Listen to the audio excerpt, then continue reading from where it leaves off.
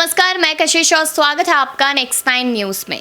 आज के इस खास प्रोग्राम में बात हो रही है उद्धव ठाकरे और एकनाथ शिंदे के बीच में। क्यों? क्योंकि लगातार यहाँ पर मुद्दा बना हुआ है कि आखिरकार उद्धव ठाकरे का चुनाव चिन्ह होगा या फिर एकनाथ शिंदे का। लेकिन इस बीच बड़ी खबर सामने आई कि चुनाव आयोग ने यह फैसला लिया है कि चुनाव आयोग ना तो धनुष बाण उद्धव को देना चाहता है, ना ही शिंदे को। अब यहाँ पर कहा जा रहा है कि जो दशहरा रैली हुई उसमें काफ़ी सारी तस्वीरों ने यहाँ जाहिर कर दिया कि एकनाथ शिंदे को क्या चिन्ह मिलेगा और उद्धव ठाकरे को क्या चिन्ह मिलेगा। यहाँ कहा जा रहा है कि एकनाथ शिंदे को या तो तलवार और साथ ही साथ यहाँ पर गदा देने की बात की जा रही है, तो भाई पर उद्धव ठाकरे को बाघ चिन्ह देने की बात की जा रही है। अब सवाल यहाँ पर उठता है कि अगर दोनों को अलग अलग चुनाव चिन्ह दे दिए जाते हैं तो शिवसेना और धनुष बाण, जिस पर लगातार लड़ाई चल रही थी महीनों से, आखिरकार उसका क्या होगा, इस पर सवाल उठ रहा है। बीजेपी को कितना नुकसान होगा, यहाँ पर देवेंद्र फडणवीस क्या फैसला लेते नजर आएंगे, सवाल लगातार उठ रहे हैं। लेकिन आपको बता दें कि वो दिन आपको याद होगा जब हंसते हंसते यहाँ पर उद्धव ठाकरे ने रातों रात इस्तीफा दिया था, जिसकी मांग लगातार की जा रही थी। और उसके बाद 30 जून को एकनाथ शिंदे ने यहाँ पर शपथ ली थी। उसके बाद लगातार बाण चलाए जा रहे थे, लगातार तंज कसे जा रहे थे उद्धव ठाकरे और आदित्य ठाकरे की तरफ से। अभी महज कुछ दिन पहले की भी बात की जाए तो आदित्य ठाकरे के वर्ली इलाके, जहाँ पर अच्छा खासा दबदबा माना जाता है आदित्य ठाकरे का, वहाँ से 3000 से 4000 शिव सैनिकों ने बगावत की और उसके बाद एकनाथ शिंदे की पार्टी में आ गए। उसके साथ साथ अगले ही दिन 100 बड़े बड़े नेताओं ने यहाँ पर बगावत की और एकनाथ शिंदे की पार्टी में आ गए। अब यहाँ पर बहुमत कहीं ना कहीं जीतता नजर आ रहा है, जिसकी बात यहाँ पर चुनाव आयोग ने की थी। रूल ऑफ मेजॉरिटी की बात लगातार वो करते नजर आए थे, जिसमें कहा गया था कि बहुमत ही जीतेगा, लेकिन विरासत भी तो उतनी ही ज़्यादा ज़रूरी होती है। इस पर सवाल लगातार खड़े हुए थे। तो आज हम अपने यहाँ न्यूज़ रूम में पहुँचेंगे, जहाँ पर लगातार अपने सहयोगियों से बातचीत करेंगे और जानेंगे कि आखिरकार वो क्या सोचते हैं कि सच में यहाँ असली शिव सैनिक उद्धव है या फिर एकनाथ शिंदे। उसके बाद आप अपनी राय ज़रूर दीजिएगा, क्योंकि यहाँ पर ये जानना ज़रूरी है कि जनता की क्या मांग है कि महाराष्ट्र में उद्धव का राज हो या फिर शिंदे का।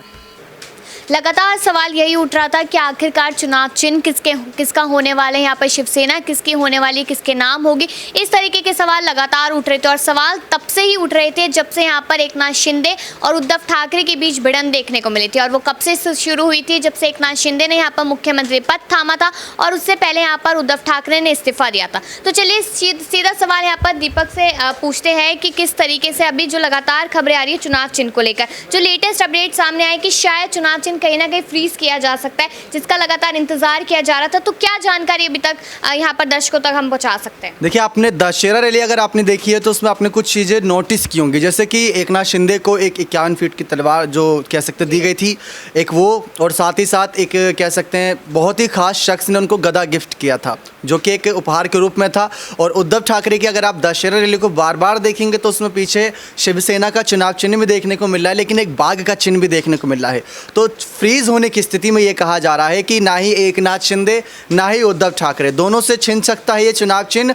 और इस मामले पर चुनाव आयोग फिर लंबी प्रक्रिया जारी रखेगा। अभी जिस सीट पर उपचुनाव होना है उस सीट पर उपचुनाव के लिए इन दोनों ही पार्टियों को अलग अलग चुनाव चिन्ह आवंटित कर दिया जाएगा, जिसमें गदा या फिर तलवार शिंदे का चुनाव चिन्ह का प्रतीक हो सकती है और बाघ का प्रतीक कहीं ना कहीं उद्धव ठाकरे का हो सकता है। लेकिन इसमें उद्धव का सबसे बड़ा नुकसान है, जो विरासती पार्टी है बाला साहब ठाकरे की, उसमें सबसे इंपॉर्टेंट चीज़, सबसे इंपॉर्टेंट जो कड़ी जुड़ी हुई है वो है चुनाव चिन्ह ही। चुनाव चिन्ह के नाम पर लोग समर्थन देते हैं। कई बार आपने देखा होगा कि अगर कमल दिख जाए तो बीजेपी, अगर आपको हाथ दिख जाए तो कांग्रेस, झाड़ू दिख जाए तो आम आदमी पार्टी, वैसे ही धनुष बाण दिख जाए तो शिवसेना। इस बात में कोई दोहराई नहीं। लेकिन ये एक ही दिन नहीं हुआ था, इसको 50 साल कह सकते हैं लगे थे, करीब इससे ज़्यादा वक्त लगा था हर घर तक पहुँचाने के लिए चुनाव चिन्ह। तो अब ये समझने की ज़्यादा ज़रूरत है कि जब फ्रीज होगा तो उद्धव को सबसे बड़ा झटका लगेगा, क्योंकि शिवसेना का प्रतीक वो बचाना चाहते हैं। उन्होंने इस्तीफा हंसते हंसते दिया, ये बात आपको याद होगी। उन्होंने इस्तीफा हंसते हंसते दिया था। उन्होंने ये कहा था कि मैं नहीं चाहता कि शिवसैनिक आपस में लड़ जाएं, लेकिन वो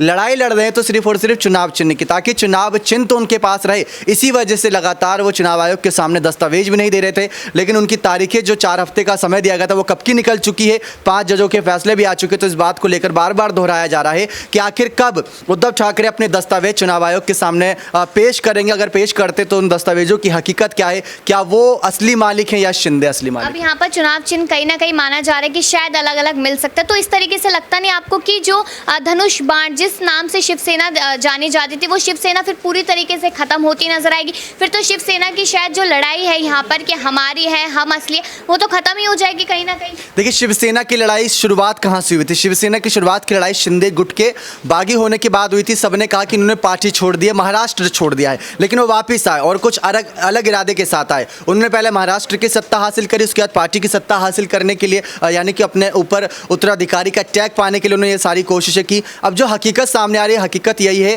कि एकनाथ शिंदे, उनको पहले ही लग रहा था कि चुनाव चिन्ह उन्हें मिले ना मिले, लेकिन वो चाहते थे चुनाव आयोग ये स्थिति साफ कर दें कि चुनाव आयोग पर उनका फैसला क्या, अगर नहीं आता है तो वो खुद ही कोई दूसरा चुनाव चिन्ह अपने लिए तैयार रखेंगे। उन्होंने उनके गुट से बात कर दी गई। और एकनाथ शिंदे का बयान इसमें ऐड करूं तो ये काफ़ी वक्त पहले ही दिया गया था कि उनको फ़र्क नहीं पड़ता चुनाव चिन्ह से, जनता उनका चेहरा जानती है, जनता उनको प्यार करती है, तो जनता उनको ज़रूर समर्थन देगी। उन्होंने ये बात साफ कही थी। यहाँ पे प्लान बी की भी बात हो रही है। कहीं ना कहीं उद्धव ठाकरे को लेकर पहले खबर आई थी कि उन्होंने तो प्लान बी शुरू कर लिया है। यहाँ पर उन्हें लग रहा था कि शायद जो चुनाव चिन्ह है वो हमारे हाथों से छिन जाए, तो पहले ही जनता के सामने ले आए, मतदाताओं के सामने ले आए, ताकि यहाँ पर सारी चीजें क्लियर होती चले। अब यहाँ पर प्लान बी एकनाथ शिंदे को लेकर भी सामने आ रहा है, तो एकनाथ शिंदे का क्या प्लान बी अभी तक? देखिए, एकनाथ शिंदे का जैसे कि आपको बताया, प्लान बी एक तलवार एक गदे को लेकर बात हो रही है कि ये चिन्ह हो सकता है। और उसके बाद प्लान बी तो उनका बाद में बनेगा, क्योंकि वो चुनाव आयोग के सामने बहुत ही कड़ी चुनौती दे रहे हैं उद्धव ठाकरे को। दस्तावेज है और जो हमने इससे पहले जो रिपोर्ट आपके साथ साझा की थी, जिसमें कपिल सिब्बल और जस्टिस चंद्रचूड़ की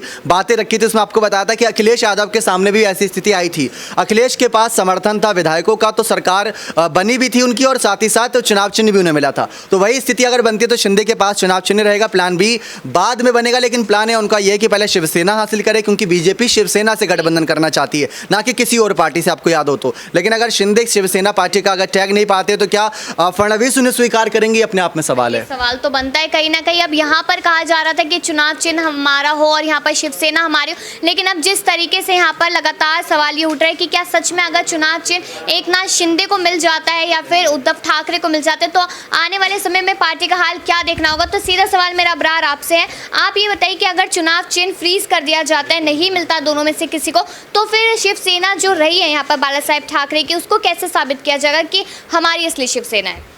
देखिए, अगर चुनाव चिन्ह फ्रीज करने की जहाँ तक बात है तो उसका सीधा नुकसान शिवसेना पार्टी को ही उठाना पड़ेगा, उद्धव ठाकरे को ही उठाना पड़ेगा, क्योंकि एक लंबे दशक से आपने देखा है कि कई दफ़ा चुनाव में सिर्फ उस चिन्ह को देख करके ही लोग इस बात का अंदाज़ा लगा लेते थे कि शिवसेना पार्टी है।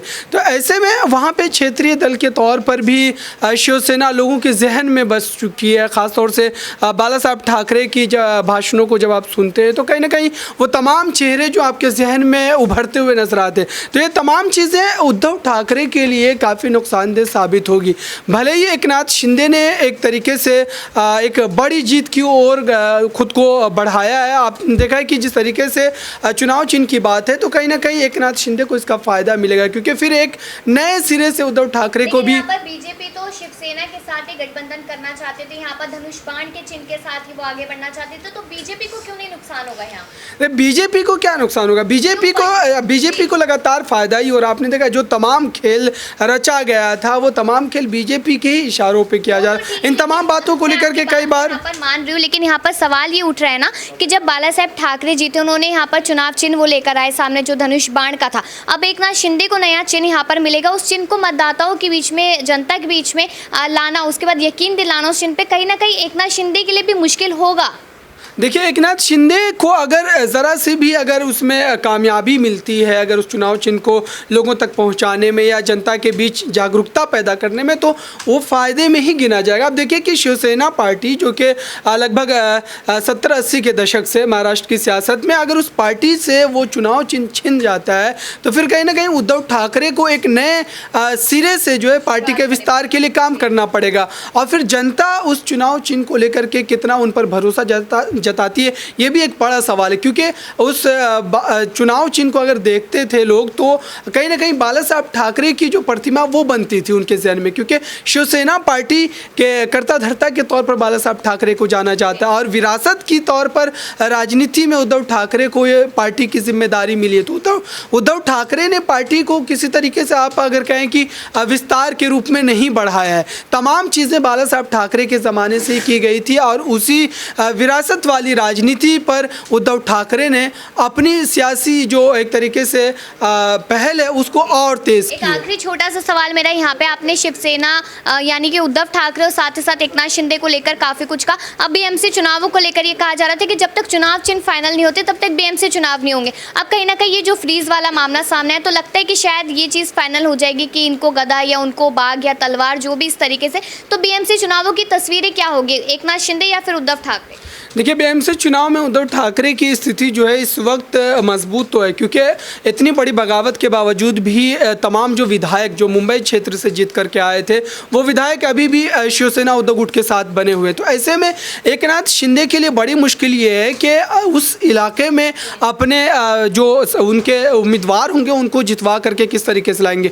वहीं बीजेपी अगर एकनाथ शिंदे के साथ इस समय बनी हुई है तो बीजेपी की स्थिति उद्धव ठाकरे के मुकाबले में ज़्यादा कमज़ोर नहीं है, क्योंकि 82 सीटें बीजेपी के पास भी है, 84 सीटें शिवसेना के पास है। तो ऐसे में बीजेपी अगर कोई बड़ा खेल कर जाती है तो फिर शिवसेना के पास जो 30 सालों वाला एक सेहरा था कि 30 सालों से लगातार शिवसेना की वापसी जो है हो रही थी बीएमसी में चुनाव में, और बीएमसी में उनका एक तरीके से दबदबा देखने को मिल रहा था। तो ऐसे में अब शिवसेना को उस जो एक तरीके से इमेज को बनाए रखने के लिए फिर से एक नए तरीके से रणनीति बनानी पड़ेगी, वरना बीएमसी चुनाव से भी उनका सफाया हो सकता है।